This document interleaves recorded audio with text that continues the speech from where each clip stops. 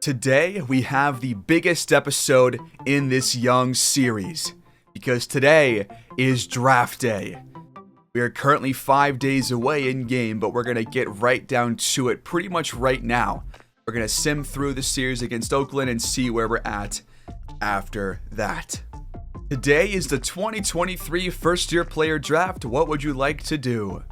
Go to draft. Time to add prospects to our draft queue. So I'm currently going through and adding players to our draft queue, and I've added a lot already, but I can't find Derek Walls, who was one of the top pitchers that we had scouted earlier this season.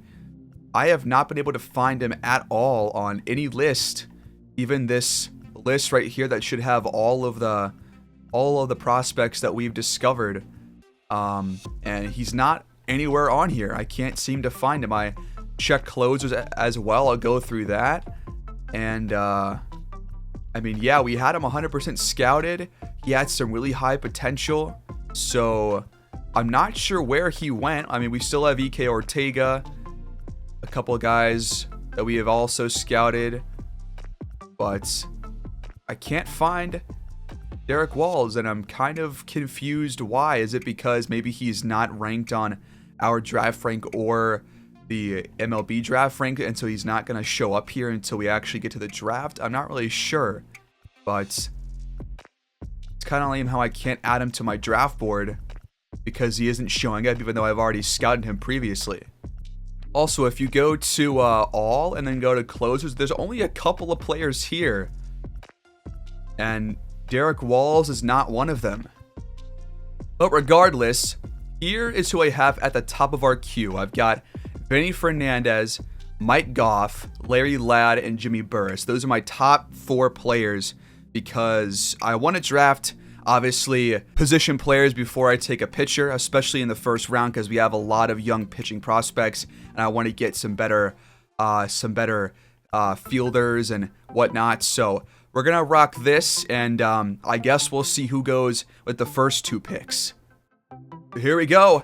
We got, I think, 4 minutes per draft pick, so I got to really think about things and go over everything. So here we go. We're going to go to the draft. We're going to see what happens. It's the very first time we have done a draft in this series, and this sets the stage for the start of this new rebuild here in Detroit. All right, we're going to start the draft. Here we go. Who's going to go first overall?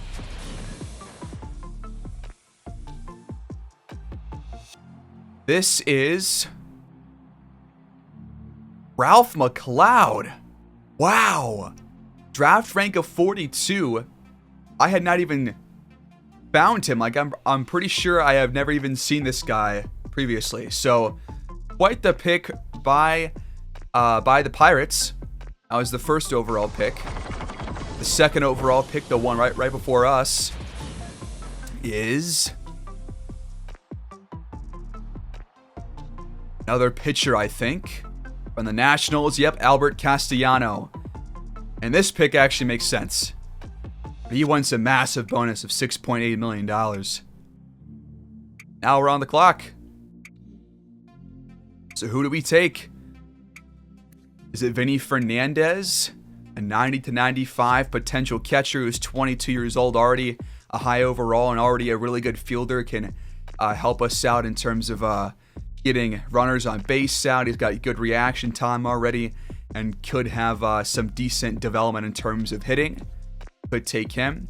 There's also Mike Goff, who we know not as much about, but he has a lot more batting upside than Fernandez does, pretty much across the board. There's also Larry Ladd, who already is a good lefty hitter and could have some growth in terms of righty contact, but he eventually could become a great lefty batter, like well above average. He already has really good plate discipline, and I'm not going to pay much attention to the draft rank because if there's a guy that I want, I'm going to take them. And I think Larry Ladd is probably the best batter that we can take right now. There's also Jimmy Burris, who might go later on, but we're not really sure. So I think it's between these 4 players, but I think it's really between Vinny Fernandez and Larry Ladd. And even though Fernandez has that 90 to 95 potential and Ladd's is between 84 and 94, I want a guy who can already get on base, who's already a good batter. I think Larry Ladd is the guy because we have several players that are going to be on expiring deals. And if we can find a place for him on the team in maybe, 2 seasons, I think that's probably perfect. So he can play second, he can play short, and I'm going to draft Larry Ladd with our pick. So you draft Larry Ladd, and we'll find out what his potential is later on. But he is our very first pick in the franchise. Welcome to the rebuild, Mr. Ladd. He wants a pretty big bonus demand, but that's okay. 5.7. Gonna have to look at our money and make sure that we make smart drafting choices from here on out for the money bonus allotment. So I'm gonna sim to our next pick real quick because I don't want to just go one by one here. But Jaime Cordova and Kareem Logan just got taken. And we can't trade picks, obviously, here. So there's really no point in trying to just go one by one and seeing what happens. So we're going to go look back real quick at what happened. Looks like Felix Salas went 11 overall. Mike Goff was drafted. Vinny Fernandez was drafted by Milwaukee. Ted Rosenberg was taken. Mohamed Guevara, who I really liked, was taken. And Juan Velasquez was on our board. And now we're back on the clock. And Jimmy Burris is still here. He's a very fast guy. 88 to 93 potential. Also a second baseman, but he can play third or short. Or, third or short. There's also a couple of pitchers here. And some more position players. And I think I would rather draft another position player. It's Thomas Marlin, but I think I'll wait on him. All right, we have, a lot of second basemen on our draft board, but I think I like Raul Lopez. Kind of a similar player as to Larry Ladd, but he's much faster. And he also is already a pretty decent lefty contact hitter.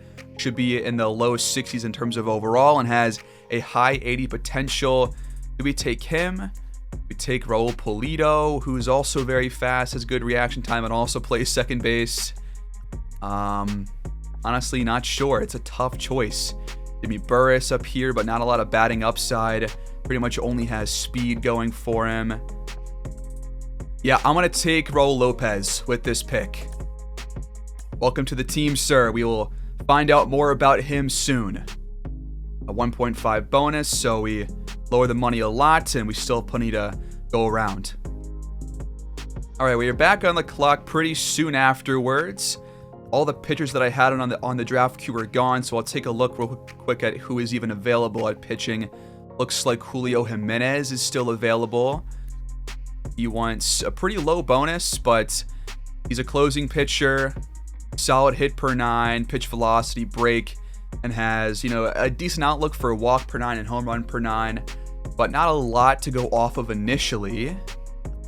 There's also Chris Ramos, high strikeout per 9. All right, so Jimenez or Chris Ramos? Because I think I think I do want to take a pitcher now. I think, to be honest, we only have each guy at 65%. I think I like Jimenez a little bit more. Although Ramos, they have similar control. I'm going to go with Julio Jimenez with this pick. And the bonus demand keeps changing. It's a lot higher than it was initially. We have reached our next pick, and we still have Burris, Pulido, Ortega, Marlin, Guzman, Gold, and Sanchez on the board. Gonna pass on the catchers right now. Guzman is interesting. Marlin, I think, is my favorite right now. Both because of his potential, but honestly, actually Pulido can play in the outfield, and I haven't drafted an outfielder yet, and I kind of want to. And he's got really nice speed, already great reaction time, already, I guess, decent fielding right now. Batting, definitely not the best, but I think I still want to draft him and put him to the outfield if he eventually makes it up to the majors. So I think I'll draft Raul Pulido now. Now they're second baseman, but again, he's going to play in the outfield, hopefully. All right, so Damian Sanchez was taken a couple picks ago. Jimmy Burris was taken by the Red Sox on the left side of your screen at pick 89. Just a couple of picks after we drafted. And it looks like we still have a couple of guys on the board. Ortega, Marlin, Guzman, and Gold. And now I think I will go with Marlin because he's a really good, or not really good, but he's already a decent defensive player. And I think I want to take him right now over Ortega, despite the batting not necessarily being there. And hopefully Guzman is still there later on, but we'll take Marlin. A lot of infielders being drafted here, but I think it's okay. We're back on the clock, and E.K. Ortega was also drafted by the Red Sox, so he will join Burris over there in Boston. Now we're back on the clock. Still have Guzman and Gold here, and Guzman is another infielder. Alonzo Gold is a catcher. Let's see. I think it makes more sense to draft Alonzo Gold, even though Guzman might have a better outlook in terms of batting. But they both have similar potential. But I mean, Alonzo Gold's overall is going to be at the most 44 at age 21. I don't know if you can even make anything out of that. So I'm actually just going to remove him from the draft board if I can. What about pitchers? Who's available? We pretty much have no relievers scouted that are left on the board. The last closer is Chris Ramos. And I guess why not take him? He's 4th in our draft rank. And he's got 76 to 98 potential. Good strikeout per 9 from what we know about him. Velocity and break could be on their way to something good. Otherwise, we don't really know a whole lot because we haven't scouted him fully. But I'm down to take a bit of a risk here in the later couple of rounds. All right, so our last pick of the draft, and we got nobody else left on our draft board. So gonna take a shot in the dark, perhaps. You know what? John Montez, 5% scouted, might have good contact, righty and lefty. Don't know anything else about him? Screw it. Welcome, John. That's going to end our draft. That's our last pick. So, we can sim to the end of the draft, and now we can try and sim ahead to see if we can sign him. And it looks like Montez has an injury that will affect his long-term potential and current overall rating. Okay. We would have known that if we would have scouted him, but that's all right. We're going to exit the draft, and we're not going to know the overalls until we get to the signing draft picks stage. So, we're going to have to sim a little bit. By the way, in AA, it looks like Jace Young and Kai Bush both made the AA All-Star game, so those two guys are going to be in there, and so is Bryant Packard and Jake Holton. Wait, is this what I think it means?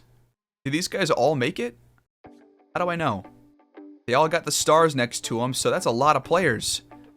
So Young, Kai Bush, Bryant Packard, Jake Holton, Mario Feliciano, and Reese Olson seems to have made the AA All-Star game. AAA, not sure when this All-Star game is, but I don't see anybody from this team having made it. For the Major League roster, have they revealed who made it for us yet? Jonathan Scope made the All-Star game at third base. No, he is batting .282 this season, has 9 home runs, 31 RBIs. So he makes it for the Tigers. Matt Vierling is getting votes, but I don't know if they've actually chosen if he made it or not, but he is getting votes. He's currently top 5 in the AL in center field, which is pretty impressive. All right, so we're first going to try and offer Larry Ladd, and he wants a pretty big bonus of 5.7. MLB suggests we go with 7.59, but I'm going to offer a little bit above what he wants and see what he says, because I'm not trying to spend all the money the first couple of picks. And he has signed. We'll find out more about him soon. And I do want to get some more scouting info on Jimenez, so I'll keep him on here before we actually try and sign him, even though we're definitely going to. We'll do the same thing for Pulido as well, just to get some more info before we sign them, just to make sure. But I mean, we're going to offer them, so who cares? Also, I did sit through the Home Run Derby. I don't really care about it that much this year, and I'm going to skip the All-Star Game too because I'm trying to focus on, this year and just trying to get through the rest of this season. So we're going to keep on trudging ahead and simming a couple of weeks. Looks like the American League defeated the National League in this year's All-Star Game. Today's the AAA All-Star Game, so we can see who made it. Looks like he had somebody, if it'll show. Tyler Alexander, one of our relief pitchers. And looks like he has had a really good season. He's played in 31 games, 7.5 record, 1.74 ERA, 0.98 whip. Yeah, he's been playing fantastic. Anybody else make it? Nope. We got a bit more info on Jimenez. Looks like his potential still has a high ceiling.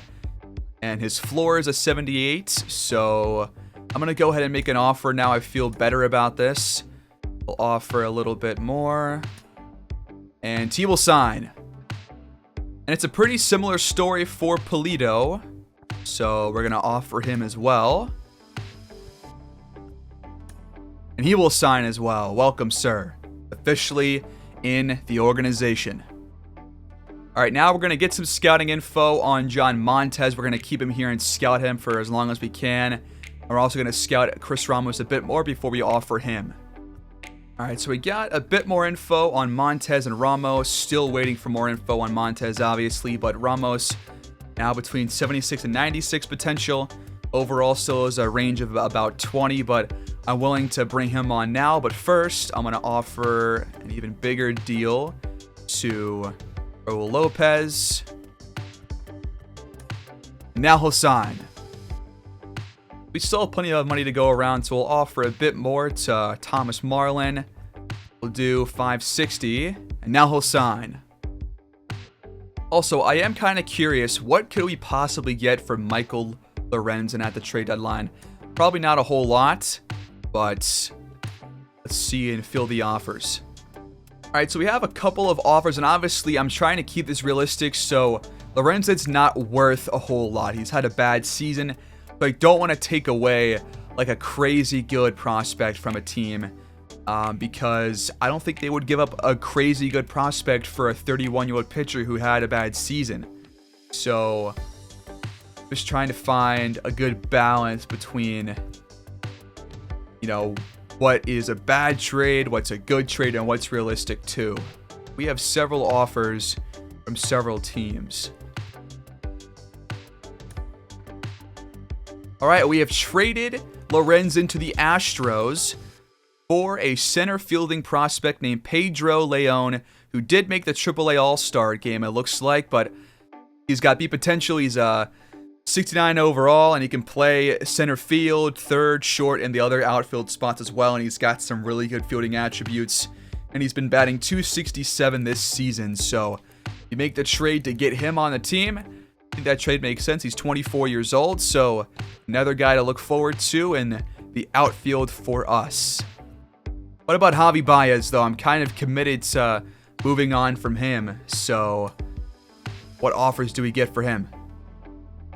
Javi is not worth a whole lot more than, like, a couple of C potential prospects.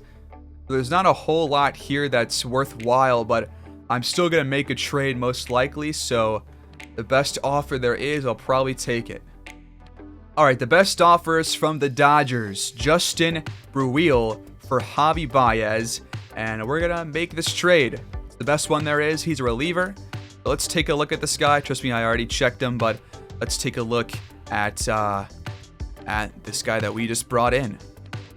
He's got B potential. He's a 60 overall currently, and he actually has played in the majors a little bit. And honestly, he wasn't bad, but he wasn't great either. But his whip was pretty solid. Didn't get a lot of playing time. Only 18 innings in his first year, and then 23 after that. But it looks like he might have been on the Dodgers roster this year, but just hasn't played, or he's been down in the minors and hasn't gotten playing time either. So we'll see about him and what to do in terms of sending him up or down, but I think that's the last trade I wanted to make. So we got rid of Javi Baez to clear up a lot of space for the future in terms of salary.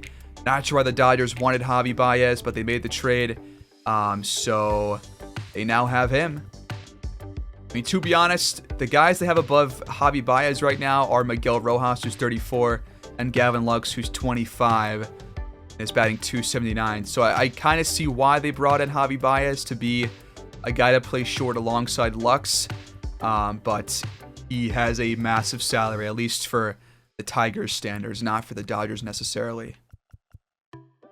We got both guys, some more info, and it looks like Ramos actually is going to have some fairly solid potential. I like what I'm seeing, especially in terms of strikeout per 9, velocity, and break. So I'm going to offer him again. Offer a bit more, because we have plenty of room to work with. And now he'll sign. And for John Montez, I'm going to try and offer him as well. And now he'll sign as well. They've signed the entire draft class. Now we should be able to see all their potentials and their actual overalls and stats and everything. Outside of that, these are all the players that are eligible for contract extensions beyond the current season. So there are a lot of them. And I will parse through this, and I'll show you guys the offers I make after I make them.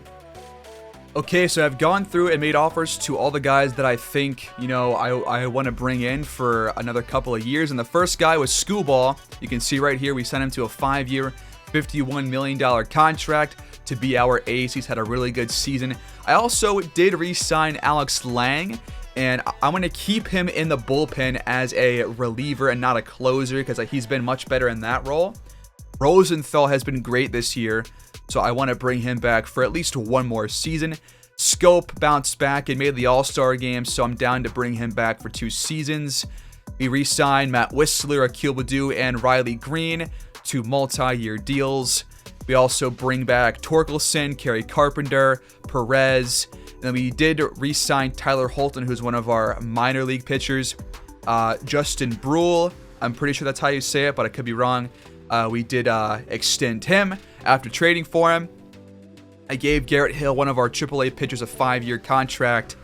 Also, Edwin Uceda, Alex Fado, Rony Garcia, Navigado on a 1-year deal, and then Veerling on a 3-year contract because he can play a couple of different positions, and he's hit 271 this year, so he's been pretty solid. And we also give Bo Brisk, or Bo Brisky, however you say it, a 4-year extension as well, because he's one of our top pitching prospects. So those were all the signings that I made. And here are all the players that I'm thinking about letting walk.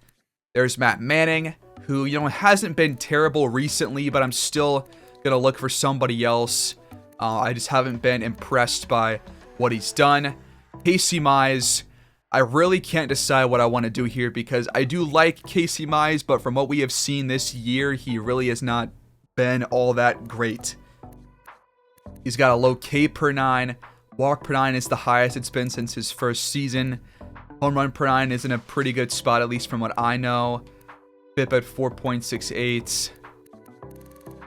And his potential is going down. His overall is only at 75. He is 25 years old. So there is some merit to bringing him back, but I'm just not entirely sure if he's worth that. In fact, what does he even want? He doesn't want that much money. He's not that happy right now. I think between him and Manning, I think he's one that I would rather keep, despite his numbers being a little bit worse. But yeah, I don't know. There's also Joey Wentz, who has mostly been in AAA this year, but we did call him up earlier to bring him in out of the bullpen, and 4.57 ERA, 1.55 WHIP. Similar numbers as to Manning, except a much higher K per 9, 8.86. Walk per 9 is also higher. I think I'm down to bring Joey Wentz back. Make an offer for him for like a 3-year deal or something, or a little bit cheaper. But I think I'm down to at least let Manning and Mize walk. Matthew Boyd as well, only because he's 32 years old. I want to make this team a little bit younger. He did, he has had a pretty good year at 3.26 ERA. has pitched quite a bit. 1.37 whip, 8 quality starts in how many actual starts? 16. So out of 16 starts, 8 have been quality, which is pretty impressive. K per 9 is lower, or it's the lowest it's been for him in several seasons. He's got a very low walk per 9. Home run per 9 is pretty low as well. So there is merit to bringing him back, but I think I want to see what the options are. Cesar Hernandez, he's old as hell. Austin Meadows has batted .258, but if we can get somebody better in the outfield, then I'm down for that. Nick Maton has been disappointing, .231 average this season. Can play a lot of positions, but I think I would rather at least see what's out there. He has had some progression this year for sure, but only see potential. Cisnero, haven't been impressed by him out of the bullpen this year, but that was only early on because he hasn't really played that much recently. So I'll just look elsewhere. Jake Rogers barely played it, and he's been bad when he has played. Jason Foley hasn't had a lot of time up here in the majors this season, but for this year he was, fairly solid. But he was mostly in AAA this year. Just want to see what the options are. Kreidler's been bad, has batted poorly the last 2 seasons. Will Vest hasn't played. Tyler Nevin has played poorly in AA, batting .198. Johnny Sands in AAA has batted .217. He's got C potential and a 60 overall. So I think I will make an offer for him. Not a 5-year one, though. We'll do 3 years. Bit of a higher salary. We'll offer that. He wants a bit more, actually. And then Zach Short has batted .222 in AAA.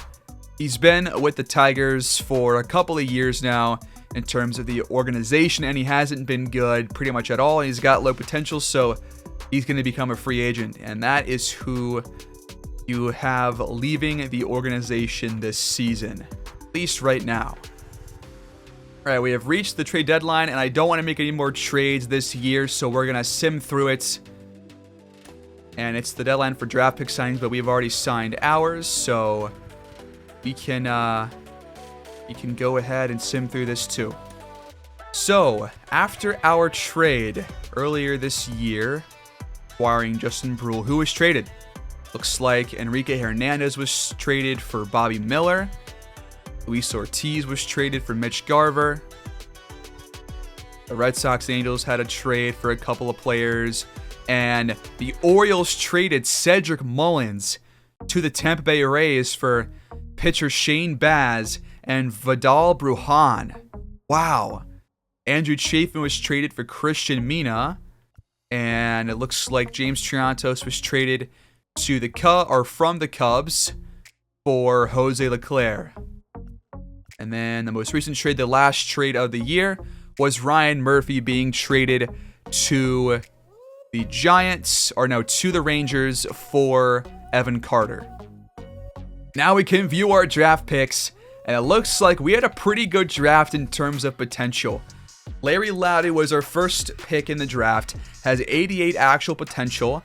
He's a 60 overall, and he's already a really good lefty hitter, and not a lot of power whatsoever, but he's got some good plate discipline, decent vision, and he should be able to get on base. Also has really good stealing at 79, but I expect him to, for most of these guys to play in single A ball for the first couple weeks of the year, and then might call Ladd and a few other guys up to double A later in the season.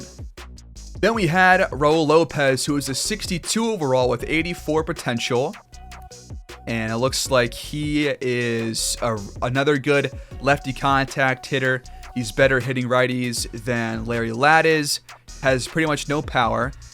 Vision and discipline are decent.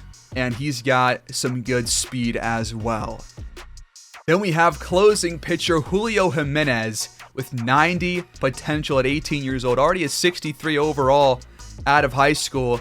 He's got really good hit per 9.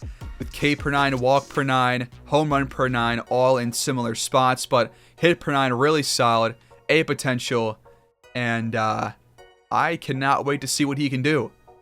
We also took Raul Pulido, who's got 88 potential, same as Larry Ladd, and he is at a 52 overall. And right now, he's not going to be much of a hitter whatsoever, but he'll be a good base runner, and he will be a decent outfielder, or not outfielder, but infielder right now. He can only play second base, no secondary positions. That's kind of annoying. I thought he could play in the outfield, but apparently not. And yeah, so we'll see about him. He will definitely be starting in single A ball, so see about him. Then we had Thomas Marlin, who has 86 potential, and he's a 52 overall as well. And he's also not a guy who is going to really get on base early on, but he's a better fielder than Polito is, and he's got some good base running. He's got a better arm, and so we'll see about him. But most of these guys, again, are going to be starting in single A ball. There's also Chris Ramos, one of the other closers that we took, also at a high school, also high potential.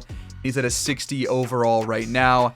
He's got a pretty high K per 9 to start things out.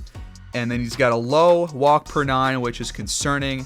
But he's got home run per 9 around 57. Hit per 9 in the same area. Good velocity, good break. And so our closing pitchers that we drafted have the highest potential of this team. And it looks like John Montez has a 67 potential. So D potential, but I kind of expected this. But he is honestly a pretty decent contact hitter against both lefties and righties right now. But we failed to draft anybody that had any good power. So yeah, pretty much none of our draft picks can hit home runs, but a couple of them can actually hit. So that's pretty cool. Larry Ladd included. So this is the look at, who we drafted this year, and I'm excited to see, what these guys can do starting next season. So we enter August with a record of 46-61. We finally got through the contract extension deadline. We got through everything else, the draft, signing those draft picks. So we enter August, nearing the end of the season. Got pretty much 2 months left until we do so. So we're going to get through the rest of August today, and then we will wrap up the year next time out with September. And that is how we'll end this season. So let's get through the rest of this episode and do a bit of player lock with some of our younger players, perhaps. We're going to focus on the minors and the young players up in the majors pretty much the rest of the way. So I think we'll start with the majors. So Riley Green has actually gotten up to 275 on the year in terms of average. He's played as much as he possibly could. Not a lot of power being shown here, not much slugging whatsoever, but he has a good average, much better than last season, and he's making some progress. A lot of stuff going up here except for contact lefty, but still is in a good spot. I think I want to do some more player lock with him. We might do some more player lock with Torkelson, and then we will get down to the minors for a player lock series there. But we're going to start with more Riley Green. So here we go at Fenway Park as Vierling flies out to start the day, but Green next up, top of the first, on a 9-game hitting streak. Oh God, the pressure's already on. There's ball one, got a good call from the ump. 1-1 counts. Base and Chris Sale. Swung on and grounded right to first base. Extremely low changeup, not a good swing. Imel Tapia at the plate for Boston. Skying this one to center field. Green is under it. The catch is made for the first out. Tigers now up 1-0 on the Sox. That's inside. Green also has the most hits on the team right now because he's played up pretty much every game possible. Front of the slider, left it upstairs. And now behind the fastball, right down the pipe. That one came at me quick despite it being 93 miles an hour. Another one fouled off behind it. Another one fouled off, trying to keep this at-bat alive. Sale's going for a lot of contact here.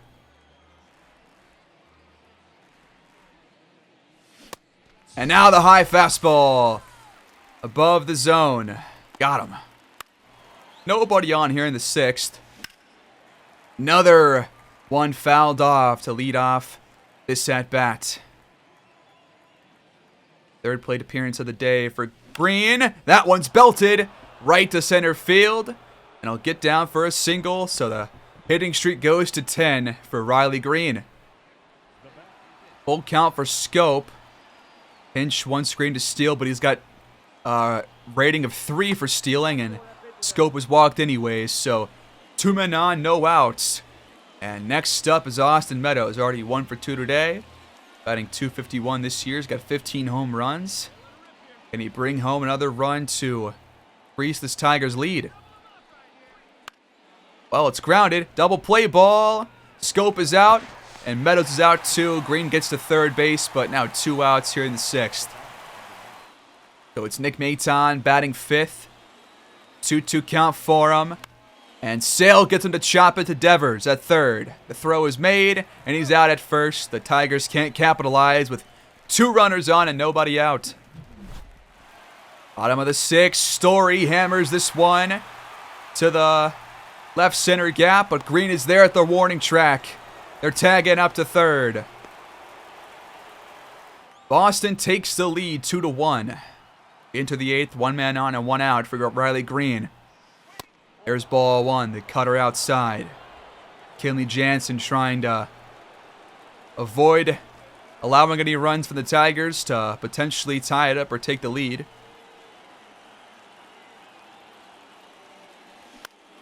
That was a meatball. Got good timing, but over to right field. Couldn't get enough under it. Green is out. Well, now it's 5-1. Rafi Devers at the plate. Hit right to Green in center field. That'll end the inning. The Red Sox take game 1 of the series. 5-1. Chris Sale gets player of the game with 1 earned run through 7 full innings. Skubal gets the loss despite only allowing 1 and 5.2, and Kenley Jansen gets the save. It's like Alfaro homered for the Red Sox. Yoshida went 2 for 4. Only 5 hits for the Tigers. And 3 errors? Jesus. Alright. Game 2 facing Garrett Whitlock. Baddoo led off with a walk. Start the day, so no outs for Riley Green. That was right down the middle. We take it for strike number 1. Nice sinker. Quick 1-2. Now in front of the circle change. Another one right down the pipe. 0-2 hole. And it's chopped. Double play ball. Baddoo's out. And Green gets on first because the first baseman was pulled off the bag, luckily for us. Gonna be an error, but still 1 man on now. It's Scope at the plate. 1 out.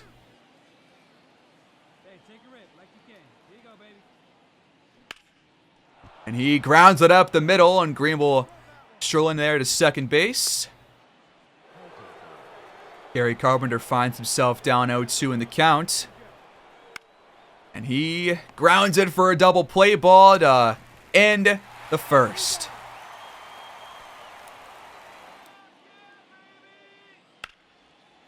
Yoshida hammers this one to center field. Green's under it. We're out number 2 here in the 2nd. Still no score here in the 3rd. Inside change up for strike number 1. Green has scored 5 times in the last 7 games. That one is hit to left field, but easy grab. And the inning is over. Top of the 6th, nobody on, nobody out for Green. Swinging through the circle change. That was a nice pitch. Boston leading by 2. That one is lined right to short and caught. Reed's out again.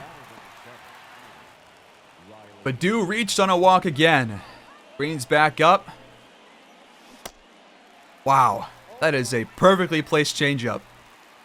Trying to keep Green's hitting streak alive. It's currently at 10, as we know. 0-1 from Rodriguez. Tie. That one's way inside. Almost hit Riley Green. Count goes 2-1. Green had a good one to hit, but instead grounded to a double play. Oh, man. 4-6-3. That's way too easy. Gotta do more than that. And Boston takes game 2 and the series. The 3-1 win here at home. Once again, the Tigers' bats just can't get hot. Whitlock had a 1 earned run through 7. Turnbull allowed 3 through 4. Rogers apparently hit a home run. Scope was 3 for 4, but only 6 hits. We had 5 last game and 6 today. So, seeing that the lineup not getting things done right now. We're facing Corey Kluber here in Game 3. It's our final game here with Riley Green, probably this season. We're going to focus on some more players next episode, and after this we'll go down to AAA or AA to focus on another player to round out the episode. Oh man, not enough under it.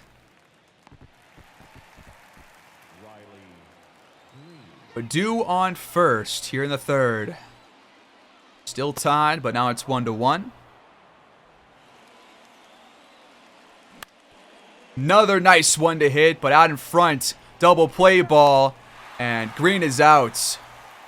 Purdue is out as well. 4-6-3. Man. Green just 1 for 10 here in the series. We do have a man on second base. And that is ripped up the middle. It's dived. Can Green get to first? Yes, he can. He's safe. That's a single. Good work.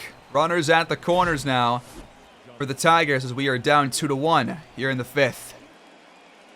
Nice dive there, but Green's got some speed. Now Scope steps up. He's already 1 for 2 today. I'm definitely not stealing here. 0-2 pitch to Scope, and he got him looking. Green leads off the 8th for the Tigers. Kenley Jansen once again steps in for the Red Sox. Playing a bit of setup here. First pitch, high and fouled. The 0-1 in a good spot. Green out ahead of it. It's high and inside.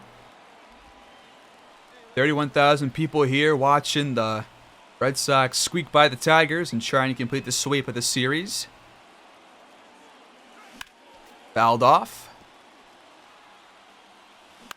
Oh, come on. Green, you gotta hit these, man. Pitch number 6 of the at-bat. Swung on, but that's going right to center field. Plenty of time to get under it. Raimel Tapia batting. Bottom of the 8th, 2 outs and 2 men on for the Boston Red Sox. It's hit to center field. Green racing over. The catch is made to end the inning. Still a 1-score game. But only 6 hits once again against this Boston pitching staff. And the Red Sox do complete the sweep of the Tigers. A 2-1 victory here in Game 3. We scored, what, 1 run in each of the 3 games or something? Pretty bad. Kluber, of course, gets the win. Another great pitching day by them. Matthew Boyd pitched pretty well, but he gets the loss because the offense just cannot do anything. Now we enter a game against the Guardians on the road. Down by 1, top of the 9th. Scope leads off, facing Emmanuel Clase. Fouled off on the first pitch. 98-mile-per-hour heater. Scope, 3 for 6 against Clase in his career. See if he can make the most of it here. That one's outside. Looks like Clase leads the or is second in the AL in terms of saves. 38. Obviously, that's why he's in the game, trying to close us out. Tack on one more. That's inside. 2-1. Hits. That's a base hit. Scope. Singles to lead off the ninth. Fantastic. That brings up Kerry Carpenter batting cleanup. Outside and low is the slider. Carpenter gets ahead.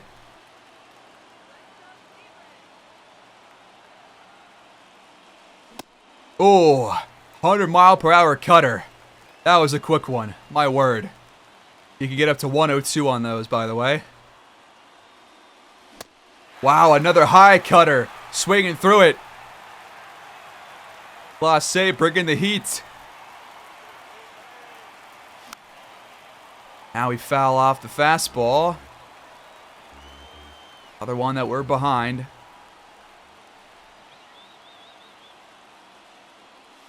Oh, Carpenter strikes out. Clase wanted to challenge him, and it worked wonders. The Tigers go to Austin Meadows.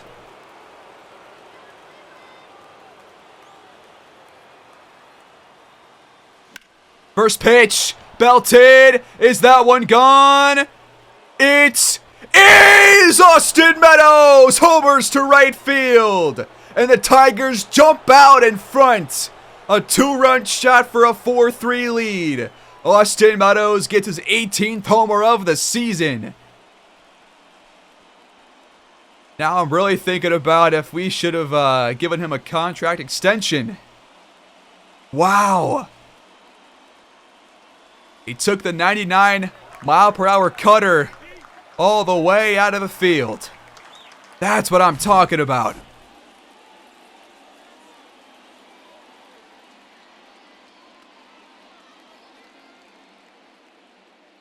.354 feet. I wasn't sure if that was leaving, but it was only a couple feet gone. And that's going to end the day for Clase. It's Eli Morgan who comes in. Torkelson steps up, trying to potentially tack on some insurance. Fouled off on the first pitch. Oh my God. That circle change is incredibly slow. Jesus Christ. 0-2 hole for Torque. And now he's behind the fastball. He's down on strikes. Jake Rogers now up facing Morgan. Chops the first pitch. Oh! Another nasty changeup.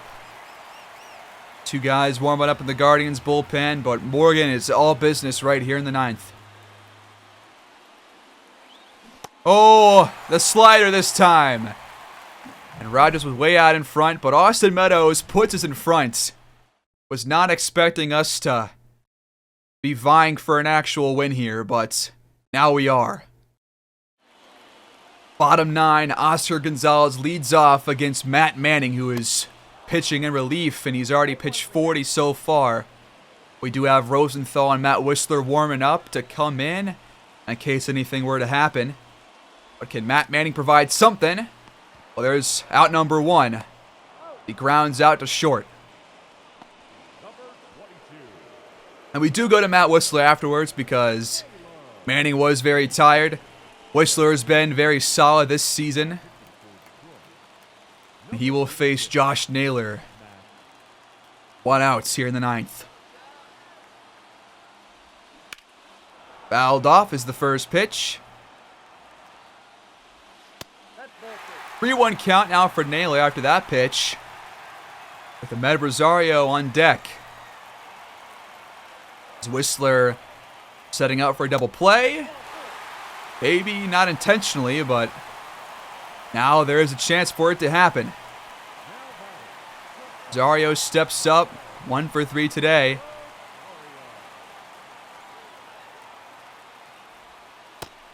Nice pitch for strike 1.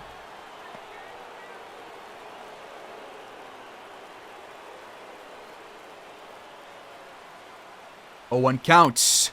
That one is fouled. Rosario behind in the count 0-2.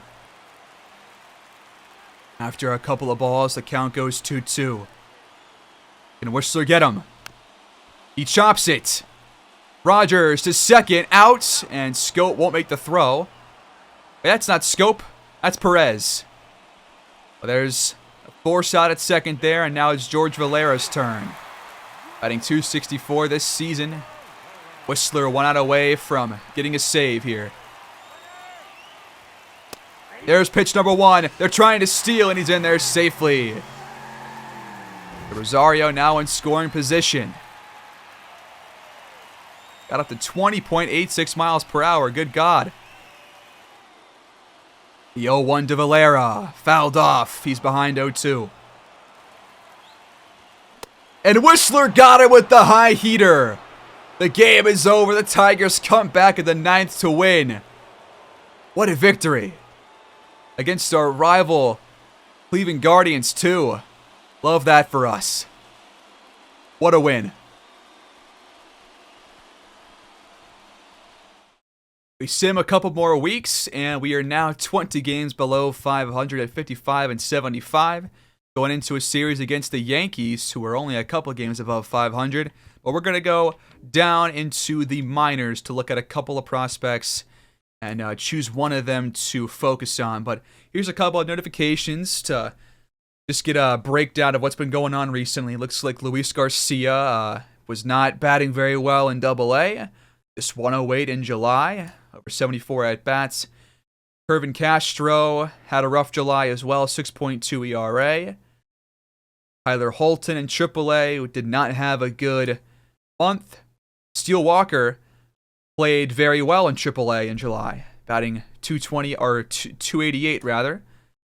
Reese Olson in Double-A had only 7 innings of work, but did not allow a single run, and he punched out 8 batters as well. Good work. Alex Fado in Triple-A had a phenomenal month in July, 2.05 ERA with 37 strikeouts across 30.2 innings. And that was the trade offer that we had, and that was the other offer that we had. So those are all the updates there. But in Double-A, I think I want to focus on Jace Young, perhaps, who is one of our younger players and one of our top recent draft picks. The potential, 69 overall, batting .271 this year with 17 home runs. So he's got some power there that he's been showing off. And he is cold, but going to see if we can possibly amend that. He did make the Double-A All-Star game along with a couple other players. So we're going to see what he can do. So Jackson Jobe is starting today for the Seawolves against the Altoona Curve, but we're going to focus on Jace Young, obviously, but I'll keep tabs on how Jobe is done in this game. Oh, fastball swung on for strike 1. Young batting third right now with 2 men out. Wow, painting the corner upstairs. Nice pitch.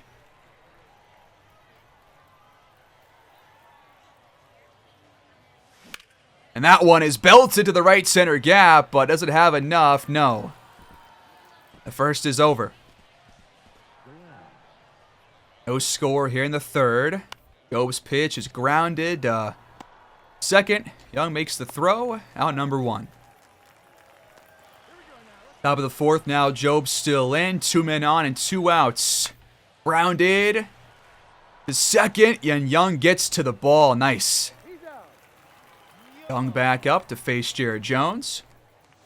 Beat ball cranked for a single. Right up the middle. Left that one over the plate. Just really a perfect pitch to swing on. Next up is Colt Keith, who's batting .247 this season. And he chops this one. The catcher makes the throw. He's out. Into the fourth with no score. Only 3 hits allowed by Jackson Jobe and Jared Jones, who are the 2 starting pitchers, and they're both still in. There's ball 1 to Young. Got a man on first, no outs here, bottom of the 7th, trying to break the deadlock. Oh, changeup paints the corner, low and away. Wow. In front of that one, too. Inside fastball. Right on the edge of the zone. And Young swings through it.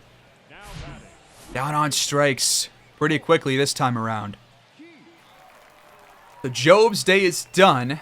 Still no runs on the board. This one is grounded right to Young. Throw is made. 8th over. Bottom of the 9th facing Tyler Samaniego. Still no score. There's ball 1. Young trying to get on base to put his team in a spot to potentially walk it off. Wow, that's a nice pitch. Another one inside. 2-1 count.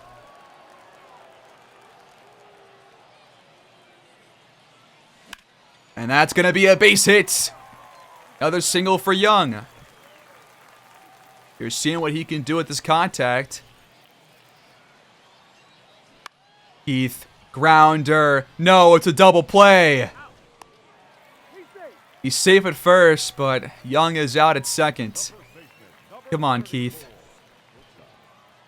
We couldn't capitalize, so we go top of the 10th. Scotto at the plate. Grounded, that will advance the runner to third. It took 12 innings for a team to score, and it was not us. We lead off. No, we are the second batter here. No, we do lead off the 12th. With Young, nobody out, and a man on second with the extra innings rule. Trying to at least close the gap back to 1. Wow. Why did Young swing at that one? No idea, but 0-2 counts. That curveball was in the freaking dirt, man. God damn it. Fouled off is the curveball. The edge of the zone. Pretty much had to swing at that one. Can't take any chances here. Wow. That one got him. And the curve do take this one 2-1 in extras. Derek Jones was player of the game. Thankfully, Job does not get the loss because he had a fantastic performance. Goes against Miguel Diaz instead. It's Kai Bush on the mound today for the Seawolves in Game 2. Obviously, Young is going to be batting third. We go bottom of the first, 2 outs. What can we do against Tanaj Thomas? That one should have been crushed, but it wasn't. Bit behind the fastball, and he's out on 1 pitch. Top of the third. This one's grounded by Jackson Glenn. Young makes the throw to end the third, so a clean 3 so far for Bush. Erie tacks on 2 runs here in the third, and it's still not over. 2 men on, 1 out for Young. Fouled off on the first pitch. Behind it once more. Ooh, the changeup. Got good timing to sweet contact. Gotta do more than that. 0-2 hole for Young. Inside. Left it up. A slurve, top of the zone, and popped out to third. Looks like Kai Bush had a rough 5th inning as he allowed 4 runs. Which is unfortunate. Behind the fastball again. Come on, Young. Now he comes with the changeup. He knows how to get him. Behind on the fastball, ahead of the changeup. And now fouling off the slurve. Just throwing every possible pitch Young's way is Thomas. That's outside and low. Nobody on here in the 5th. That's inside and low. Count goes 2-2. That's high. Count goes full. Cole Keith on deck. What does Young do with this at bat? He pops out. Good timing, weak contact, and a high fastball. A recipe for an out on a third base pop out. And Cole Keith has hit a solo shot. to tie things up. As we enter here, top of the 6th. Hannafy now in relief. Scotto at the plates. Popped out to Young at second. For out number 2. Now it's Chavez Young at the plates. Grounded to short. Potential double play ball. Yes, it is. 6-4-3. And on second here in the 7th, facing Yeri De Los Santos. Trying to break the tie. Fastball outside for ball 1. That one is ripped to left field, but underneath it. There's out number 1. We can't even advance the runner. We did break the tie, though, by adding 2 runs after Young flew out. There's ball 1 from Toribio. 2 men on here, bottom of the 8th and 2 outs. Young trying to get on base for the first time here in this one. Wow, curveball. Really slow one, but in the dirt and fouled off. Not a good pitch to swing on. That one's got to be crushed, please. Don't curve foul. It does, just barely. 5.2 feet from a home run. Would have been a 3-run blast. Why did he swing? Jesus. Disaster of an at-bat. The Seawolves take down the Curve in Game 2, though, by a score of 7-5. Luis Garcia gets player of the game with 2 doubles. And if he gets the win, De Los Santos gets the loss. All right, Game 3. Going to be our last action of the day with Jace Young facing Malone. And that's an immediate base hit. Awesome starts. As the runner will get all the way to third base. Runners at the corners now with 1 out here, bottom of the 1st. Courtesy of Jace Young.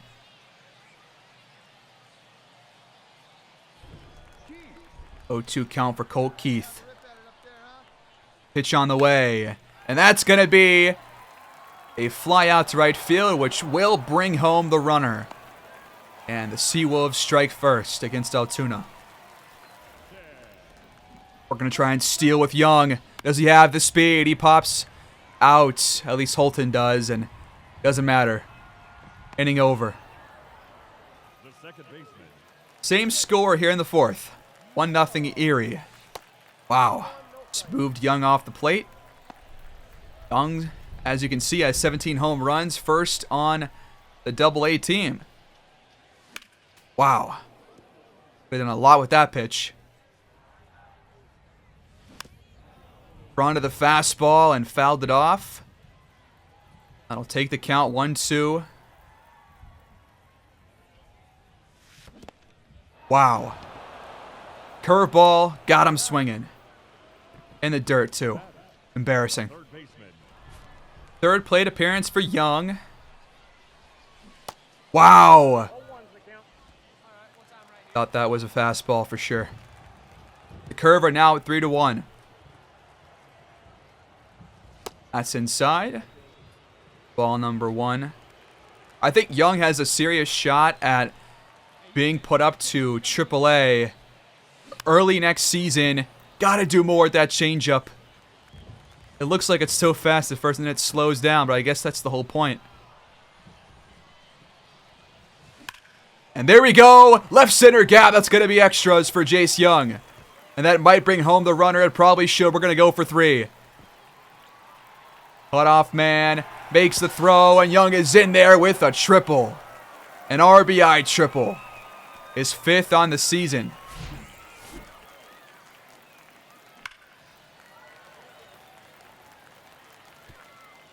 Can Colt Keith bring home Jace Young? No, because he was walked. Runners at the corners now for Jay Colton. 1 out here in the 6th. Can he do it? Up 3-1 in the count. And he's walked. Bases loaded. It's going to be Mario Feliciano, who's been one of our worst batters here in Double-A.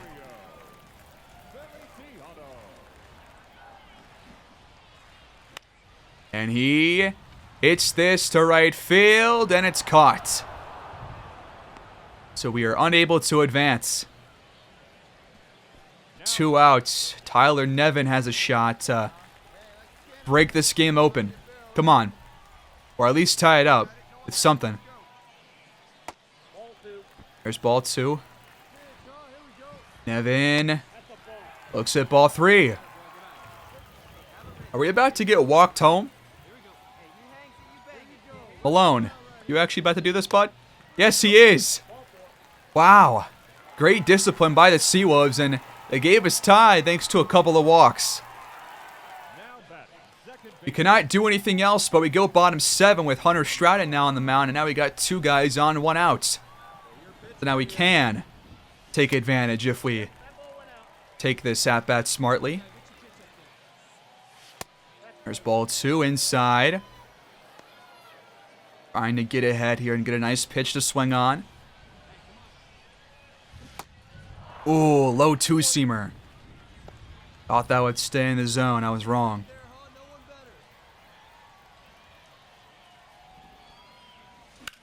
And that's down the left field line. No, it's not. It's fouled. Just barely. 2-2 count. Oh, the changeup. It's so slow. Altoona leads 4-3 as we go bottom 9, 2 outs and 2 men on for Young, facing Dory Moreta. The last-ditch effort for the Seawolves to win this game. A single probably brings home the runner at second because he's got some nice speed up there.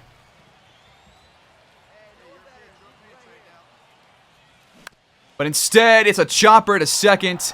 Easy out. And the game is over. That'll do it for our time here in the minors with Young. That gets us through the month of August, and we enter the final month of the year with a 58-76 record. Not going to show any stat updates in the episode, but tomorrow, or not tomorrow, but next episode, we are going to wrap up the first season. We're going to get through the last day of the month, which should be right here against Cleveland on October 1st. That will be our final day, our final game. And we're going to focus next time on Torkelson again, and we'll do a couple of different player lock players in the farm system to see some guys down there. Might go with Kai Bush for one of his last starts of the year because I want to get some action for him because we made a trade for him. And so, yeah, we're going to focus on pretty much the future of the team next episode, and then we'll have the off season after that. So thanks, guys, so much for watching. Please like, subscribe, comment down below your thoughts on how the draft went and the players that we currently have looking forward to for the future of the organization. And I'll catch you guys in the regular season finale next time out. Thanks for watching, and peace.